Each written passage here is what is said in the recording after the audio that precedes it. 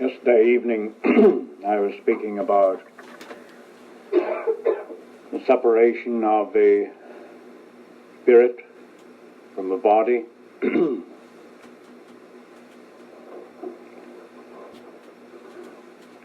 inevitable process and experience.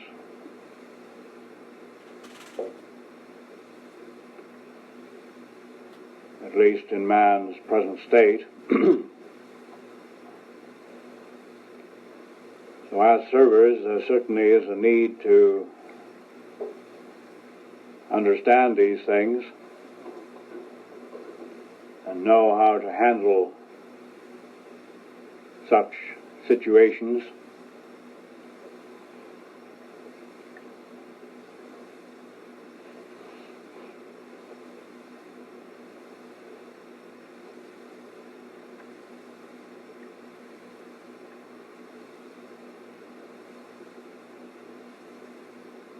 We might, for a moment,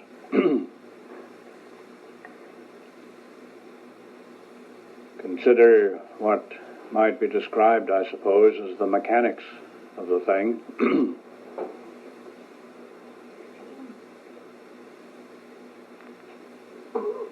The passage in the 12th chapter of Ecclesiastes, which relates to this matter, the 6th verse,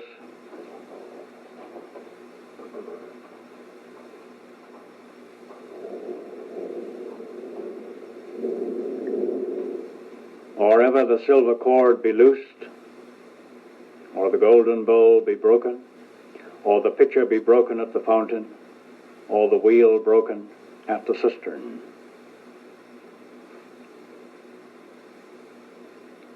The point being made here is that a person should remember now his Creator in the days of his youth before this happens.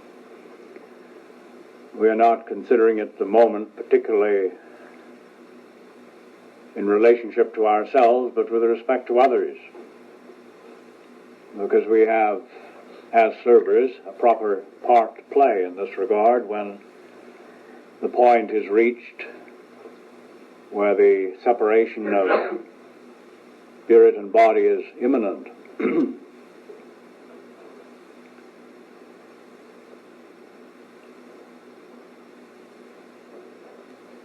When it works out in a natural way for a person, it's a very easy experience, and there is a certain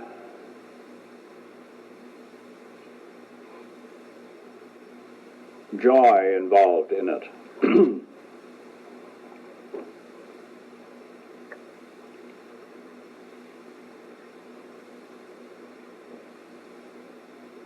We are well aware of the fact that pneumaplasm, as we have called it, is an essential substance connecting spirit with form. Pneumaplasm is present right from the point of conception in relationship to the physical form. During the period of gestation, of course, there is a continuing generation of pneumaplasm. At a certain point in the unfoldment, the connection between the incarnating God being or angel is established from within the form. Initially, while the God being or angel is present in relationship to the form, the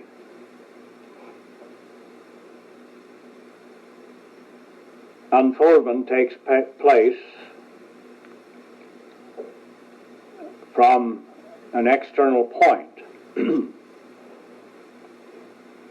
other words, the point of conception is not the point when the God being enters into the body. There is a point during gestation that this happens. It happens when the endocrine system is sufficiently developed to let it happen. Before that point, the connection is an external one. Now, when the God being enters the physical form, so that the development takes place from within the form, we needn't imagine the angel sort of compressed into a little bundle so that it could get in. The point is that the control, the operation begins to occur from within rather than from an external source. And during the time of gestation, the mother may be rather keenly aware of a sense of well-being, because there is the sensing of the reality of herself, of course, the angel that she is, but also there is a cooperative venture here going on, and there is the God being related to the developing child also present where she is. So there's a double dose, so to speak. And consequently, if there is an openness, a yieldedness in spirit, there is a sensing of something very, very much intensified in that regard. So this cooperative venture continues until the birth of the child.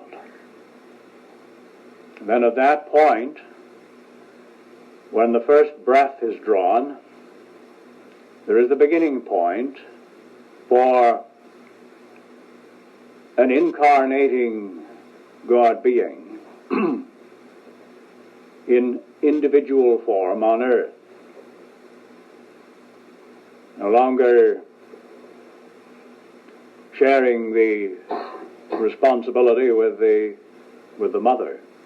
Of course, the mother still plays a part, but the child is a child distinctly on its own now, separate from the mother, but still in union with the incarnating angel. At that point, the child's body seems to be almost transparent. And there is a consciousness of something angelic being present. Of course, it's usually seen merely as this little creature, but there is more to it than that. So when the first breath is drawn, there is this beginning point of a distinct existence of angelic incarnation on earth. Now we may recall how it was put in the book of Genesis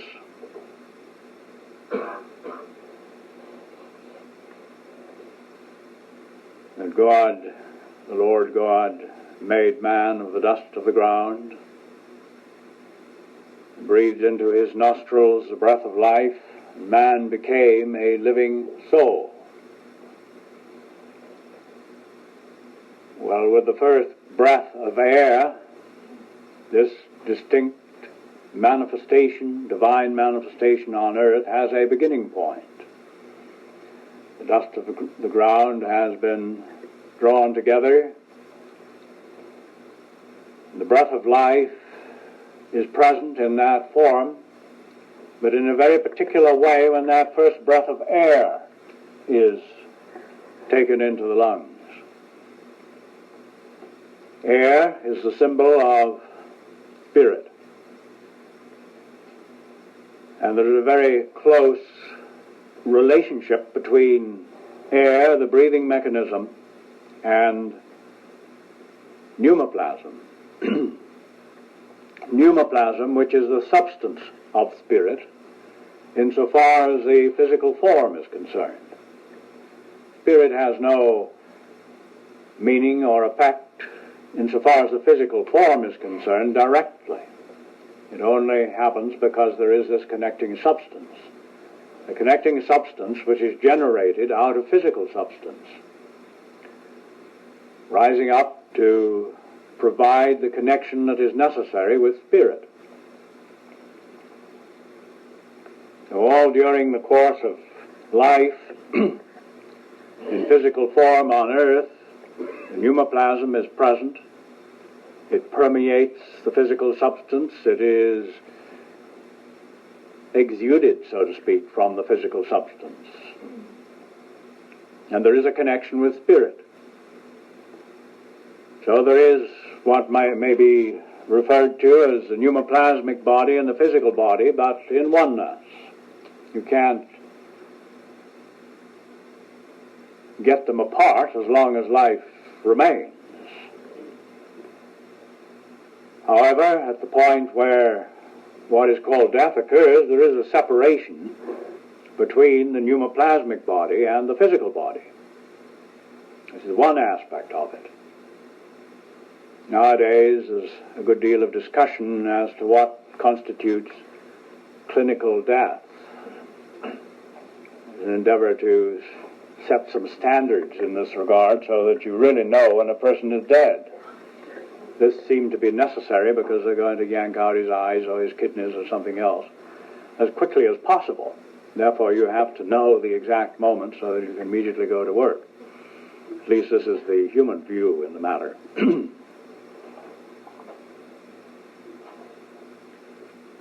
From our standpoint, the moment of death is described here as the loosing of the silver cord. Now, the silver cord is a focalization of pneumaplasm which has a direct relationship to the endocrine system. And when this is broken, or there is a separation between this connection between pneumaplasmic substance and the physical body, in a specific sense, the silver cord and the endocrine system, at that point, death has occurred. The physical body is no longer connected to the pneumaplasm. However, at that point, the pneumaplasm may still be connected to the spirit. Or ever the silver cord be loosed, or the golden bowl be broken, or the pitcher be broken at the fountain, or the wheel broken at the cistern. These all relate to various happenings at that point. Then shall the dust return to the earth as it was, and the spirit shall return unto God who gave it. That's a very simple outline of the happening. As we were considering the matter yesterday evening, I described the process as the coming forth of the angel. In a sense, it's another birth.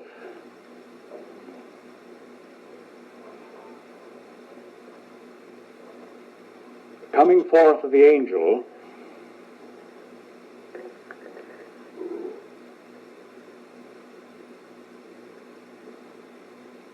and the relinquishing of the physical form. The only reason the physical form is alive is because the spirit is present in relationship to the pneumaplasm, and the pneumaplasm in relationship to the physical substance. So there's life in the flesh, life born in the flesh. The point of death, there is the loosing of the silver cord. As I say, the silver cord is a particular focalization of pneumaplasmic substance related to the endocrine system. And the high point in that endocrine system is the pineal gland. Now, when the silver cord is separated from the endocrine system, the physical form is dead, even though for the moment the pneumaplasmic substance, pneumaplasmic body, may be still closely associated with the flesh. However, there is a gradual separation then between the physical substance and the pneumaplasmic substance, so that here are two separate forms.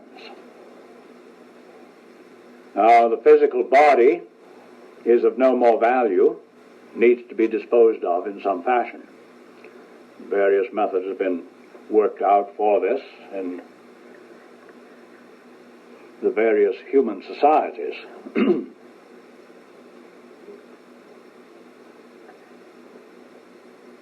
Possibly cremation is the cleanest and easiest way of disposing of a physical body. The purpose being to return the substance to the dust, to the soil from whence it came. That's where it belongs now.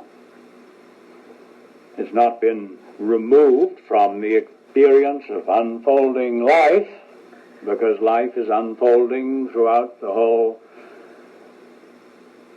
universe, and specifically throughout the whole of this planet.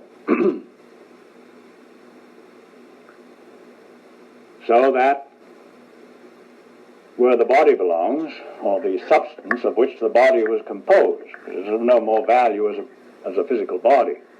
There's absolutely no point in mummifying it, or indeed in freezing it, as some people seem to think nowadays, that they may thaw it out later.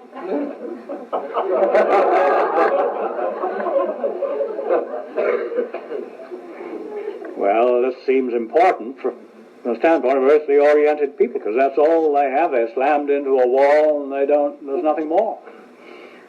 So the body seems so tremendously important. But the Lord God doesn't have much trouble in creating a human body. In the womb it only takes 9 months, and then later perhaps a further period of time to become useful. But it's not really such a big deal, is it? I mean, it would be if human beings took 1 billion years to produce, as some seem to imagine. But it doesn't take 1 billion years, it only takes 9 months. We know that. So, it's no trick from the divine standpoint.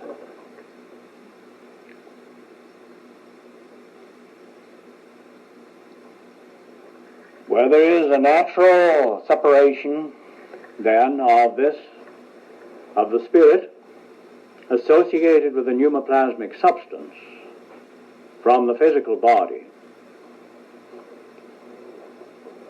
it is a very easy experience.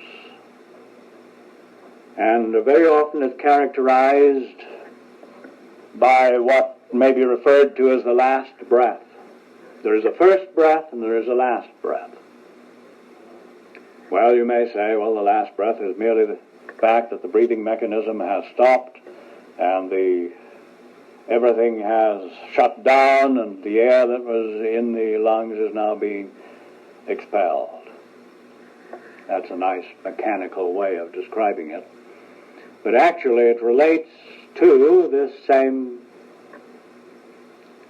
process of separation, the pneumaplasmic body from the physical body.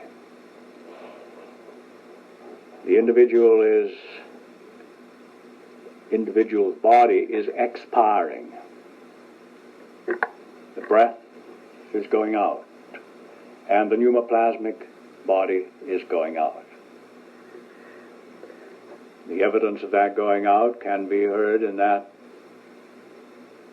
sigh, last breath. Very peaceful, very natural.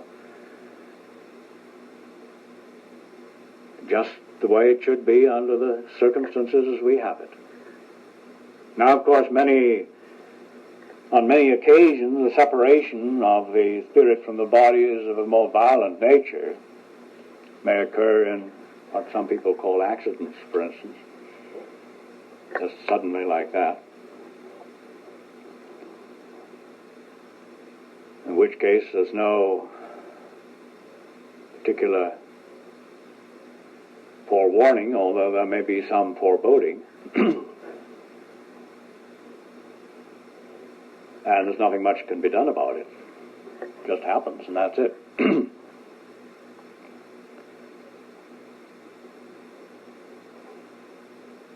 But when the pneumaplasmic body is separate from the physical body, it may still be connected with the angel, with the reality of you. And this relates to a continuing cycle of what may be called ascension. There are several layers of pneumaplasm. We've been considering this from the standpoint of seeing a coarse end to the pneumaplasm and a very fine end to the pneumaplasm and all that is in between. The pneumaplasm specifically relates to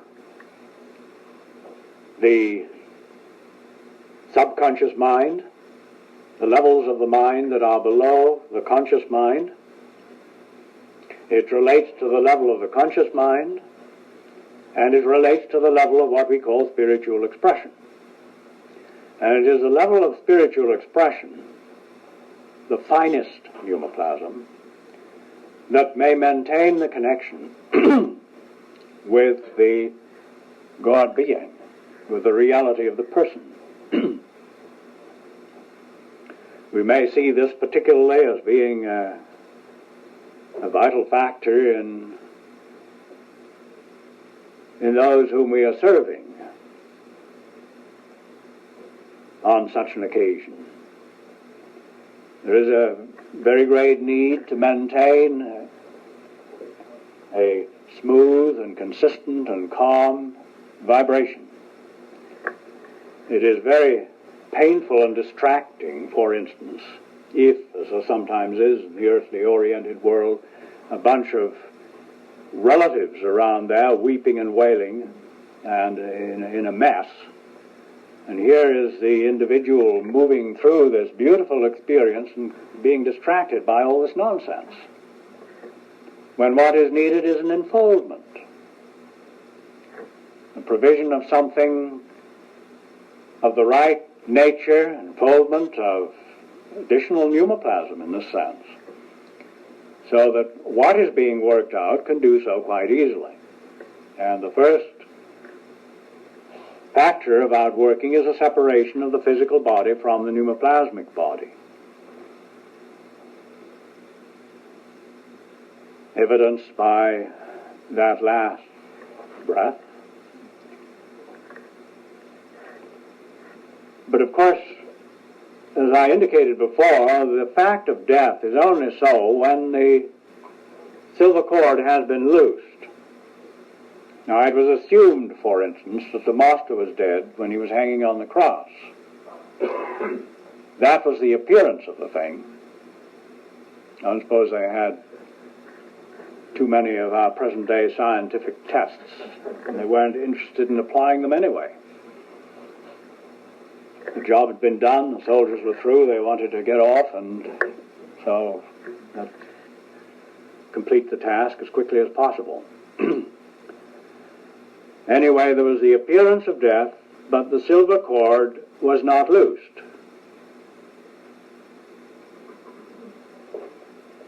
Now, of course, there can be the appearance of death for anyone. The silver cord is not loosed.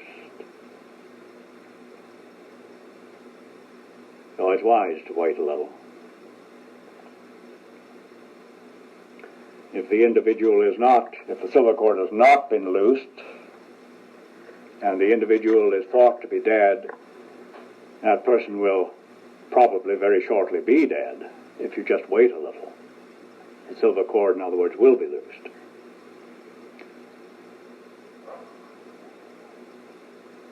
Now, at that point of separation,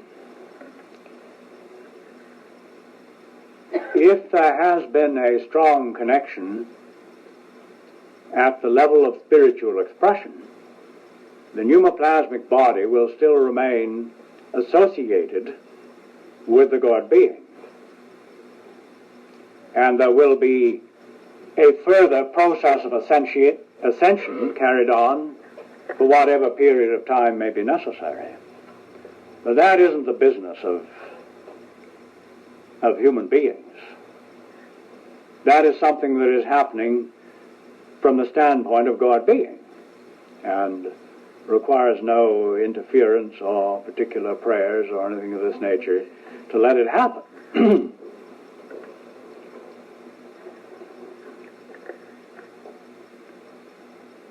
However, of course, where there isn't that strong connection,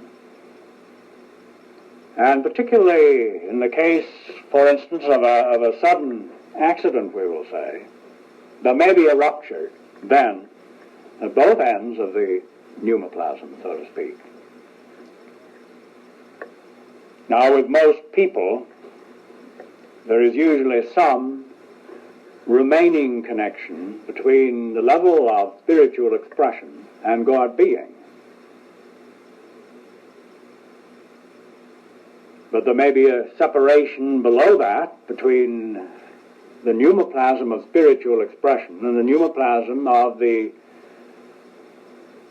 conscious and subconscious minds. In fact, the pneumaplasm of the conscious mind may become separated from the pneumaplasm of the subconscious mind. But where the pneumaplasm is separated from the God being, as it will be, a certain amount of it anyway, will be in most every case, then that is in the nature, I suppose you could say, of a second death. In other words, there is no more life in that pneumaplasm, no more spiritual connection in the individual sense in that pneumaplasm. So just as it is the right thing to do to let the physical body disintegrate in whatever way may be fitting, so it's also right to let that pneumaplasm disintegrate. And this is where these bonds that may have been woven by living people come into the picture, because that ghost, so to speak, may be kept alive by a living person and maintained. It becomes a parasitic situation where the individual is deliberately, is not being preyed upon by anything, but is deliberately giving his life force to maintaining pneumaplasm which related to somebody else. The somebody else is gone. Well, there's no sense to that. In the general sense, I suppose most people get over their grief and the connections are dissolved and the pneumaplasm is allowed to disintegrate, as it naturally will. When people walk past graveyards, at night particularly, there is a certain trepidation in many.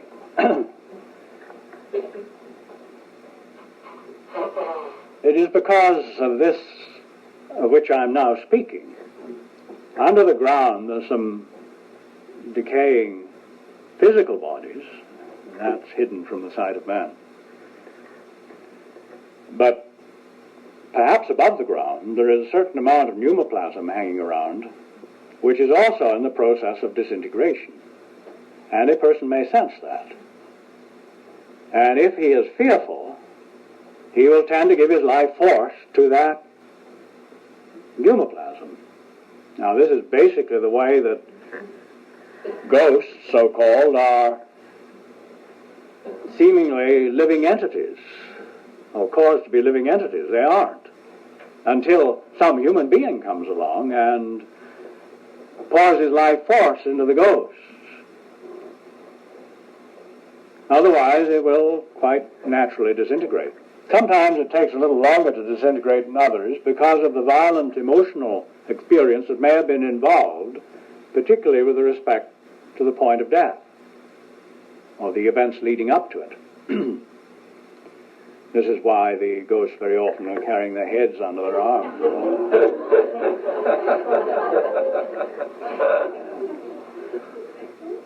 But there is something, one might say, factual about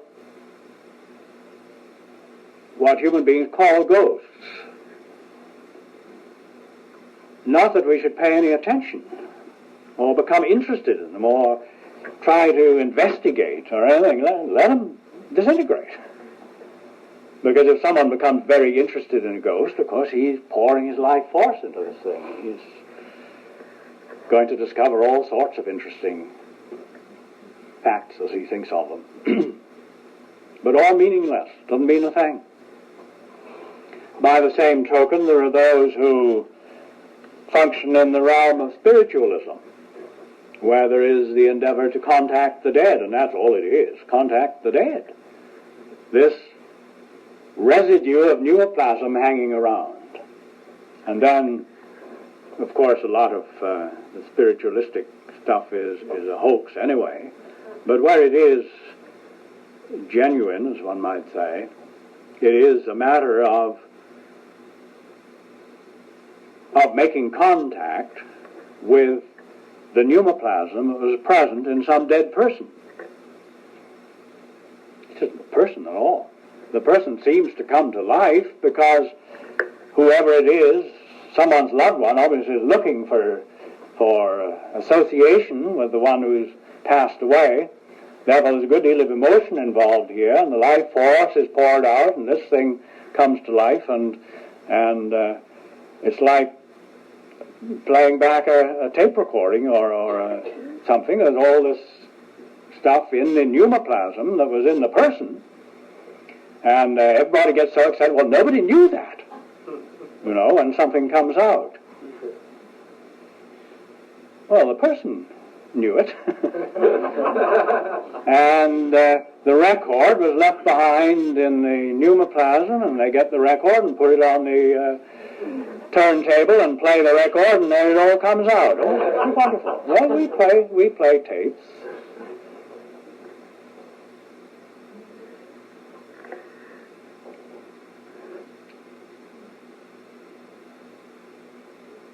But where pneumaplasm has become separated from the source of life, let it disintegrate. We hear great stories about Edgar Cayce, who went into his trances and found out all sorts of things in that state. Well, he had a facility for playing back some of the records that he touched in that state. And insofar as earthly-oriented human beings are concerned, there's a great deal of knowledge, a great deal of information, many things in that background pattern of memory, which is part of the memory bank, incidentally, of the human race.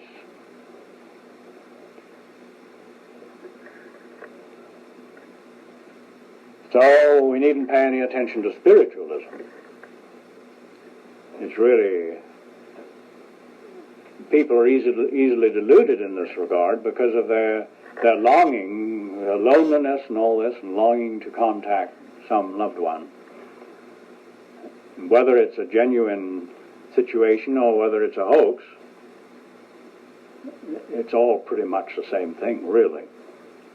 Because it doesn't mean anything. It's tomfoolery. Why should one wish to contact the dead? One wouldn't be interested, I don't think, in digging up the physical body and have it around. Well, why with the pneumaplasmic body? Let it disintegrate too. We're interested in the angel of the Lord, heavenly orientation, not earthly orientation. Our association is with the living, not with the dead.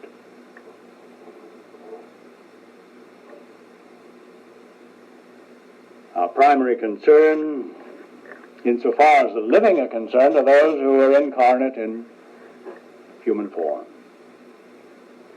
Those who are present on earth, because this is where we came to get a job done. We don't need to be particularly interested at the moment as to where those who are not incarnate are or what they're doing. That's their business. This is our business. We may have a consciousness of the fact that there are the hosts of heaven, as I indicated last night. In other words, there is something vast back of us, namely God. That is God. And so we are keenly aware of the support and the backing that we have. But here's the job to be done, right where we are. And it's done by those who are living souls, those through whom the breath of life is being breathed, so that the expression of life is made evident. I'm talking about life, not human existence. There's a vast distinction. And as there is the expression of life, spiritual expression we call it,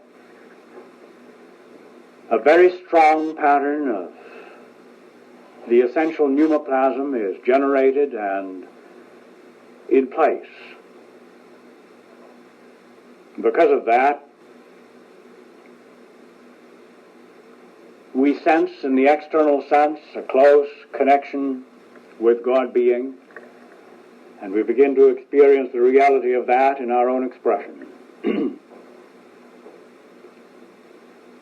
And there is no consideration that by any means could we be anything other than that. Now, obviously, a physical body in which there is no more life is not what we are at all. The physical body that we now have shares with us this expression of life. There is something in relationship to the physical substance of the body that participates in the generation of pneumaplasm. Here is the ascending process, something moving up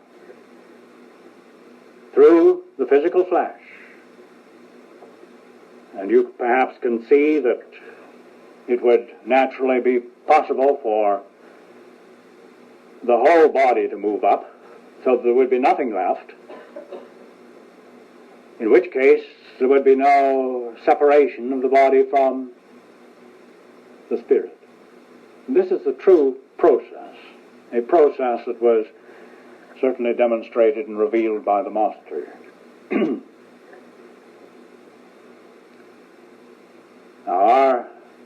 That was his business. That was his job. It was something he took upon himself to do. And the doing of it, of course, required that he accept into himself what was true of humanity. The Christian world claims that he died for our sins. Well, because there was a sinful humanity, because there was a fallen state on earth, something had to be done about it. And the easy way was rejected. And that point of rejection was made evident when he wept over Jerusalem. They would not. And he had to face the fact they would not. Well, what was he going to do? He couldn't do what he could have done if they would have let him do it. So he had to do something else. Now this relates to the healing process, restoring process, which is made possible if one has a sufficient reality of oneness with true being. This may be used in some measure, although it is wise to refrain from trying to do anything until you know what you're doing. To accept into oneself what may be present in someone else, because that someone else is not capable at the moment of handling the problem. And accepting it into oneself, it is presumed that then one is capable of handling it within oneself. And because it clears through within oneself, then it is clear for the other person. Now, I was speaking of this a little bit, I believe, in one of the tapes this morning, from a little different standpoint. By the way, you're having to take 3 of me today. Quite a dose.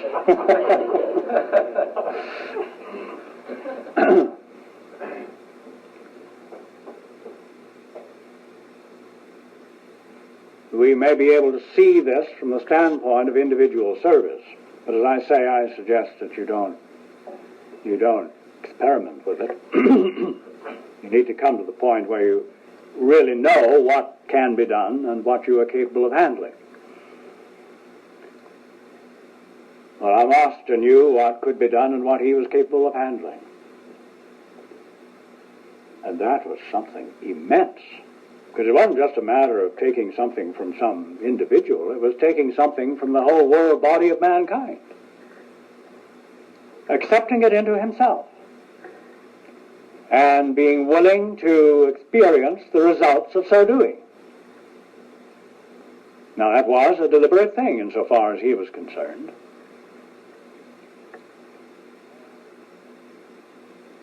It was all he could do from the standpoint of his own approach after the other opportunity had been rejected. Human beings had rejected him, so he couldn't work with them directly anymore. All he could do was to accept this into himself just as an individual and let it clear through in himself, which, of course, he did. The result of accepting that into himself was crucifixion. The result of the condition into which human beings have gotten themselves is crucifixion. This is, if nothing had been done about it, this is what would happen, now is happening in fact, in the world of man. Crucifixion. They wouldn't let it work out in the way which would have been easy when he was present on earth with human beings. So he had to accept the responsibility into himself and carry through himself. So the way was open when the crucifixion came upon the body of mankind for the same thing to happen.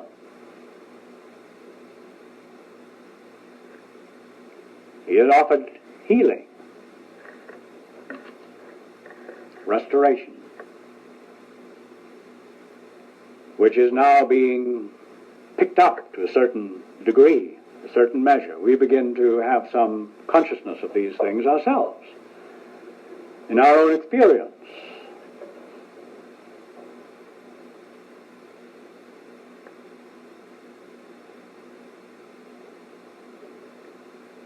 Some have wondered why, after he was crucified and came forth from the tomb and so on, and presented himself before the disciples, he said, well, put your fingers in the nails holes in my hand and put your hand in my side. Why should be the same, in the same condition?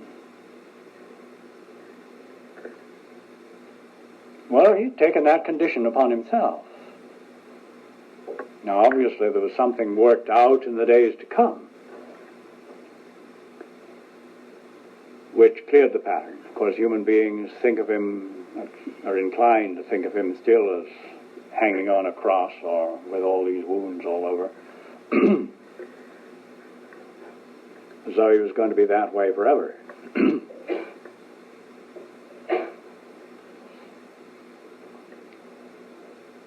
But he accepted that into himself, didn't prevent the resurrection, and then subsequently it was all cleared through. When the time came for what was called the ascension, he wasn't still full of holes.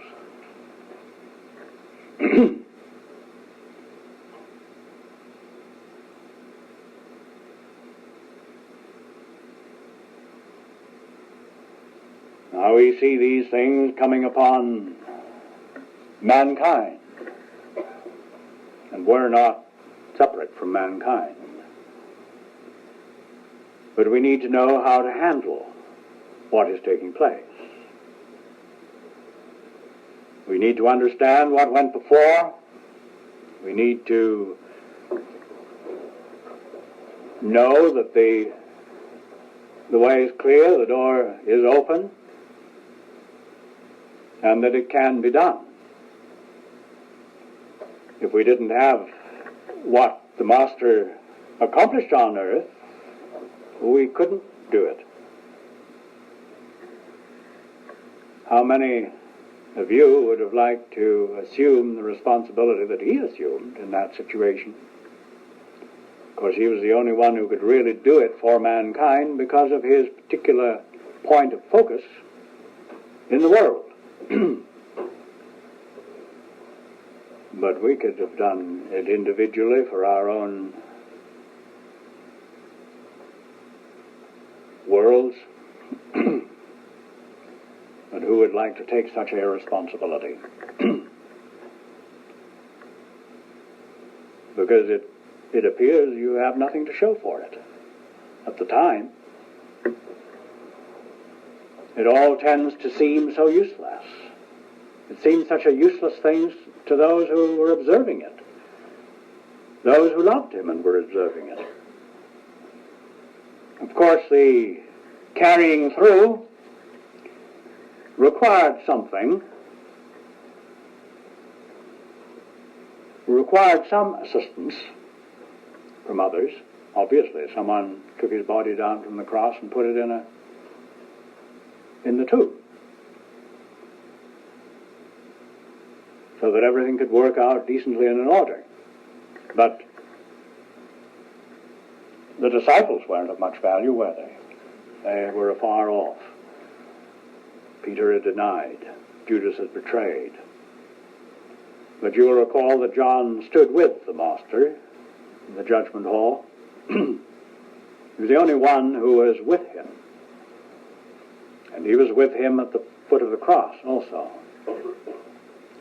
And there were some of the women. In other words, there was a certain enfoldment maintained by these during that time, without perhaps a clear awareness of what was happening, but trusting, being faithful. And while human consciousness may not have known exactly what was going on, the angelic consciousness certainly did. The one who was incarnate in John and in the various women, the ones. So there was something provided in that regard. A necessary part of the cycle of resurrection which came. And while in our service, insofar as those in whom the separation of spirit and body is occurring is not the same by any manner of means, nevertheless we can see a responsibility here. of enfoldment. So that there is a protected place in which what needs to be done can be done. Done by the angel, by the God being who is present there. We have our eyes fastened on the external form, then of course it becomes a harrowing experience for people. But the external form is in a sense quite incidental to what is happening. There is some substance related to the external form. There's in a process of ascension. And when that is complete, well, the job is done. There can be expiration. The withdrawal of the pneumaplasm. I'm thinking of this from the standpoint of those who have a close woven cord of connection from the spiritual standpoint. Speaking of Emily last evening, and clearly enough, there's a strong cord of connection there. And when there is a very, very beautiful experience, because it's not as though there was a sudden rupture and nothing on earth at all, or in the realm of the dimensional world. But where this close connection with pneumaplasm is present, there is a connection still with the dimensional world through this pneumaplasm. Not for the achievement of anything much more than allowing the ascension to continue to take place. But nevertheless, there is a sensing of the spirit of the individual concerned being on hand for a while. Not altogether gone, as is so often the experience in the earthly-oriented state. There seems to be nothing. Probably because there is nothing in that sense. Not that anything happened to the real person, but to the connections with the dimensional world.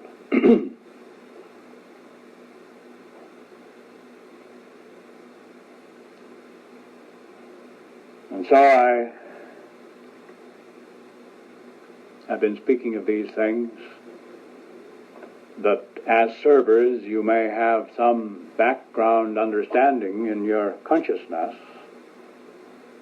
when you are called upon to handle anything of this nature. And you also need to understand, because you will be associated with people, other people, who are losing loved ones perhaps that you don't know. And you have to help that person, not the loved one who is being lost. You can't reach that situation, but you can reach the person who is concerned about it. So there's a wide field of service. And as I have been emphasizing, our service is spiritual expression, a consciousness of how to handle any circumstance that may arise. Now in class, we could not possibly cover all the circumstances that might arise. It's not necessary anyway. We're not trying to make out a booklet that you can thumb through, oh, this circumstance. Now I have it here somewhere.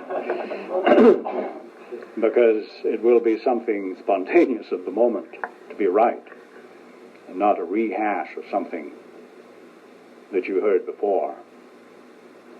In fact, all these things that you hear now, you'll probably be inclined to forget in a specific sense. And yet, if you have been moving with me, it's all down here in you. When the occasion demands whatever is required, well, you'll find it's right there. The Spirit is very capable. And even if you don't have anything very specific about the circumstance itself, Spirit is very capable of picking up something here, something over there, something somewhere else, and bringing it all together, and there's the answer, and you may say, well, how did I know that? And because your mind didn't know it, the mind may then begin to question and say, well, maybe that's not right, not true, maybe it's nonsense. And doubts come in. Get thee hence, Satan. Just allow it to work the way it is designed to work, and you will find yourself offering many things that you didn't know you had to offer. But if you're offering them, well, they must have come from someplace. They came from you.